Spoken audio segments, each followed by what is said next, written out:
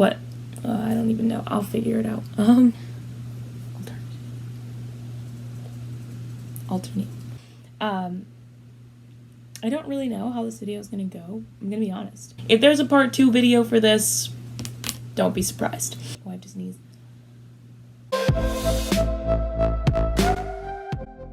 I just wanted to let you know that I will be alternating my Disney and theater content every Thursday, and every Saturday will be a Sims Saturday, meaning I will be uploading all my Sims content on every Saturday. This could easily be a 2-part video. I mean, it's a lot of information from just what it's missing, what it has, how great it is, the arguments for how bad it is. I don't know. Hamilton. Its music, book, and lyrics were all written by Lin-Manuel Miranda, which is kind of amazing because that's already a rarity in musical theater, and it's even more rare that the writer stars in the show. First theater, you may know him from 21 Jump Street or Bring It On, and in the film industry, you may know him for helping supply music for Moana, as well as being in the Mary Poppins Returns movie. But really, his journey with Broadway starts with In the Heights, and actually that's where the journey for Hamilton starts. So In the Heights opened on Broadway in 2008, and I think while on vacation, he picked up Ron Chernow's Alexander Hamilton novel and instantly thought this could be a musical. And honestly, we're not upset about it. So, literally during In the Heights, he starts writing the music for Hamilton. And at the time, Hamilton was really just going to be a mixtape / a concept album about Alexander Hamilton. It wasn't going to be a full-fledged musical. And so President Obama invited him to a White House evening of poetry, music, and the spoken word. Instead of bringing something from In the Heights, his new and first Broadway show, he decided to bring what is now the opening number, Alexander Hamilton, to rap at this spoken word poetry night. So this video basically is just to talk about what did Hamilton get right? What did it get wrong? Alexander Hamilton was born in the Caribbean on the island of Nevis, and he actually does work for a trading charter, and a couple years later, a hurricane, as mentioned in the musical, devastates the island, and he writes this essay about the devastation, and people think that it's so beautiful that they literally raise money to send him to North America, and the musical makes mention of this several times. Although there are many things that are correct in the musical, there are many inaccuracies. So one of the big ones I've seen is the lack of the mention of the founding fathers being slave owners. In the opening number, they're referring to slavery on the island in the Caribbean that he lives, and I'll admit, the only one who really gets grief about it is Thomas Jefferson during What Did I Miss? Literally, when he enters the stage and sings this song, you see people scrubbing his floors. Monticello is referenced so many times, and if you look up Monticello, you see the plantation that he lived on. And there's even a line in the Cabinet Battle 1 where Hamilton is really mocking Thomas Jefferson. Of course you're saving money, you don't pay for labor. And even though we know who's really doing the planting, historians will even argue that Alexander Hamilton was not as progressive as he's shown in this musical. I don't think the musical would work without it being the way Lin-Manuel Miranda often calls it, a story of America then told by America now. But I think that's also really apparent in his casting. Daveed Diggs spoke in one of the videos that I watched about the casting choice makes it feel more empowering and also hints at who helped build America. So I don't think that he's deliberately trying to shy away from the realities of it. I did do a lot of video research, so I will actually be attaching a Google Doc below for anyone who's interested to see all the resources that I looked at when I was doing research for this video.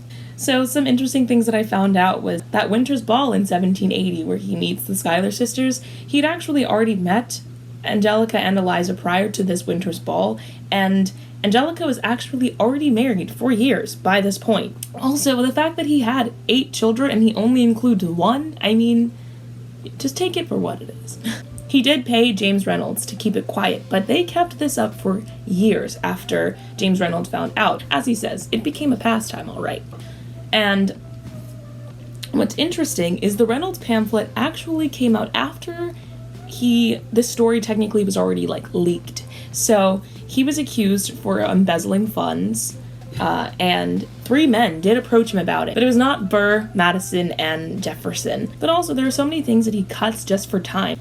He also had a much closer relationship with Peggy than what's depicted in the musical. There's even a whole book on it. Another just interesting history fact, the election of 1800, there was indeed a tie, but that's actually not what set Burr off to duel with Hamilton, but it's actually the election of 1804 when Burr runs for governor. Historians actually argue that Thomas Jefferson was actually the bigger rival to Alexander Hamilton. Now, the music, let's talk about it. I mean, using hip-hop was probably the smartest thing he could have ever done. He has Lafayette going from this 80s cadence to a much quicker tempo, and in Guns and Ships, he does 19 words in 3 seconds. King George's music is supposed to be reminiscent of the Beatles, and he also gives each character their own different style of rap. Like I said, Lafayette goes from this 80s cadence to very quick time stuff, and George Washington has a very metronomic rap, and because it's how he thinks more in time and more methodically.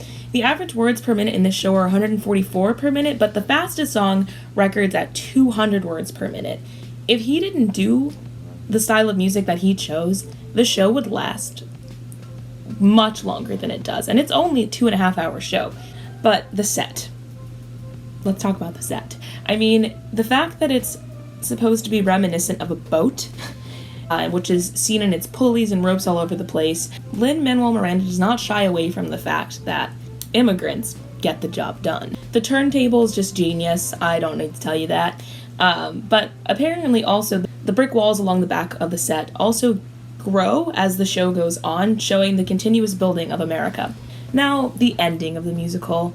I've seen so many videos and people talking about it and having their minds blown, but I mean, it's kind of amazing. So some people have been saying it's Eliza's last breath. Some people have been saying it's her seeing the legacy of her husband. And one of the more interesting ones that I've loved, and I honestly believe it, is when you see Lin-Manuel Miranda say hi to her at the end. He is then reintroducing himself as Lin-Manuel Miranda, and then he's showing her the audience and showing the story that is her husband's legacy. And I think that is just... I also encourage you, I've watched it so many times. Even if we can't change the book of Hamilton, these actors put so much into this musical. And mind you, these actors, if they're taking these jobs, they're doing their research. But again, Lin-Manuel Miranda is trying to make it a more modern story, but told through history. And also, before you condemn this musical for what it gets wrong and what it leaves out, just think about the actors. Some of these actors stuck with this musical from the very beginning when it was just the Hamilton mixtape, because they believed in the show and the message. And again, intent does not equal impact. So even if the impact the musical has on you is not a positive one, these artists still believe that it could have a positive impact.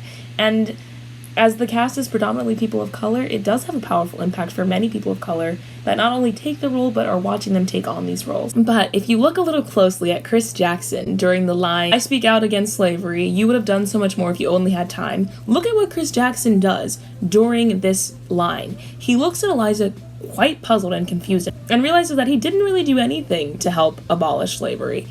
And he himself was a slave owner, and that's Chris Jackson's interpretation. Also, let's talk about the credits. If you look at the credits, you will see Rory O'Malley is also listed in the special thanks, and that's actually because Jonathan Groff had already previously left the show, and he came back to do this performance. Another thing in the credits that is super cute is Alexander Hamilton really did write all the time, and he had a portable laptop, they called it, or a portable writing desk, and he would write literally everywhere. And Lin-Manuel Miranda kind of was the same when writing Hamilton. He was writing this musical everywhere. So in the special thanks, he also thanks all of the places that he wrote Hamilton in. If you're wondering how a pro shot is filmed, I learned that it was filmed over the course of 3 days, 2 days with an audience and 2 days without, which would allow them to get those other angles and those close-ups. So, like I said, there was so much information that I could have squeezed in, but these were just the highlights and just some interesting things that I found out. At the end of the day, I think it is a gorgeous, gorgeous musical, and I think it's super empowering, and it says a lot. And one of the things that I saw in one of the videos that I watched was people feel this overwhelming sense of pride when they watch Hamilton because they think this is the world that we are in, and this is how and they see Hamilton as this pillar of excellence in America, and we're really ahead. And one of the questions that even challenged me, that I can't remember who said it, but whichever actor in Hamilton posed this question was, well, then what are you doing to make sure that your America looks like that outside of the theater? And I think that that is a super, super amazing question that we should all be thinking about in this time. I do want to say the direction is amazing. I mean, there's so many. I've watched it probably 5 or 6 times at this point, and I have seen something new every single time. So I think it's a testament to the direction, the choreography, the writing, all of it, and to the actors who brought it to life. I mean, Hamilton walked away with 11 Tony Awards and a Pulitzer Prize for Drama and a Grammy because of how amazing these actors and Lin-Manuel Miranda's work was.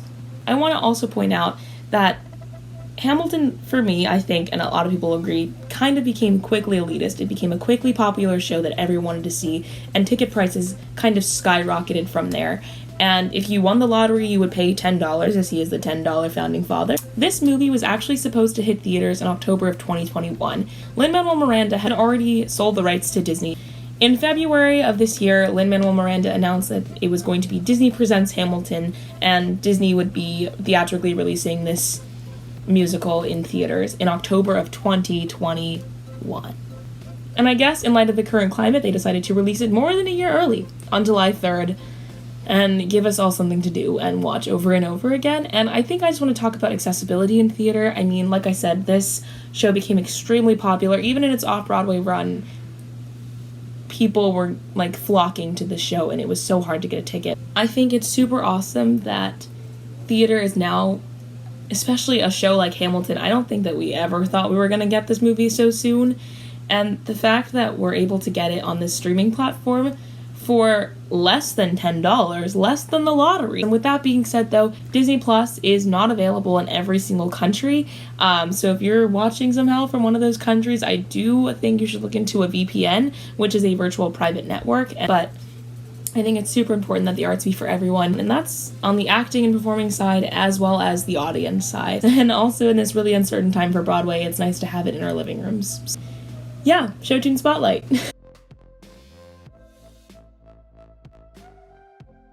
Although it would seem the obvious choice to pick a song from Hamilton, I actually want to take this time to pay tribute to Nick Cordero. On July 5th, Nick Cordero lost his life due to the COVID-19 pandemic. He had been battling the coronavirus for 3 months and even had his leg amputated during his stay in the hospital. And he leaves behind his wife of 3 years and his 1-year-old son. I will be attaching an article below, as there is also currently a petition and a GoFundMe set up. And the petition in the article below is to have the Longacre Theater renamed the Nick Cordero Theater. The Longacre Theater was his last Broadway theater where he performed in the musical A Bronx Tale. And so the Show Tune Spotlight for this episode is actually one of his songs from the musical A Bronx Tale, which is one of the great ones. As everything I've been seeing and all the videos that I've seen of him, he really was one of the great ones. A Bronx Tale's music and lyrics were written by Alan Menken and Glenn Slater, respectively, and it is based on the 1988 play, followed by the 1993 movie, and it opened on Broadway in 2016. So that's all I have for you guys today. Thank you. Be kind, and above all, be safe.